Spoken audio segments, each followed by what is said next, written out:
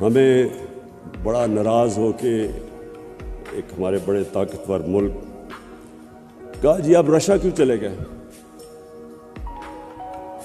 ایک ملک کو کہہ رہے ہیں کہ آپ نے رشیا کا دورہ کیوں کیا ہے، اور غصے ہو گئے ہیں۔ ہندوستان جو ان کا ایلائی ہے کوڈ کے اندر، ان کا ایلائی ہے، اس کی پوری مدد کر رہے ہیں۔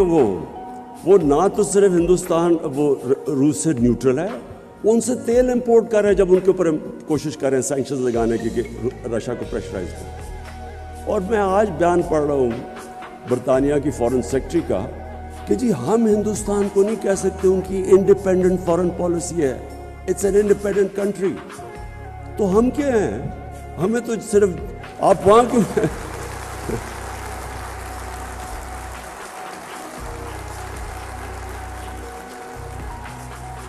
اور میں یہ کسی کو میں ایکچولی ان کو بلیم نہیں کرتا، یہ ہمارا قصور ہے۔ میں ابھی دیکھ رہا تھا کل ہمارے جنہوں نے اچکنیں سلوائی ہوئی ہیں وہ انٹرویو دے رہے تھے، جی امریکہ کو ناراض نہیں کرنا چاہیے، وہ کھڑے ہو کے انٹرویو دے رہے ہیں، ہو امریکہ کے بغیر ہمارا گزارا نہیں ہو سکتا۔ ان لوگوں کی وجہ سے آج ہم یہاں پہنچے ہیں۔ انہوں نے اپنے ملک کو اپنے ایلیٹ کے، پھر سے میں ریپیٹ کرتا ہوں، قوم کے نہیں، ایلیٹ کے انٹرسٹ میں قربان کی اپنی قوم۔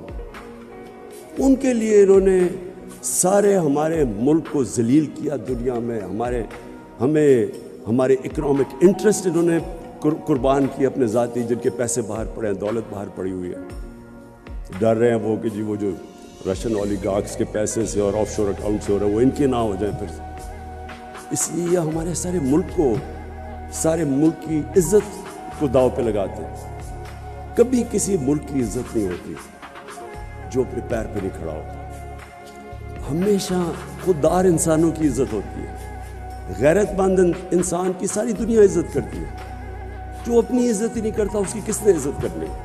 حکم دیتے ہیں ہم تمہیں، اگر یہ تم نے اس فلانے کو نو کانفیڈنس میں شکست نہ دی تو بڑے کانسیکوینسز ہوں گے۔ کبھی کوئی ایک ملک کو کوئی اس طرح کا تھریٹ دے سکتا ہے؟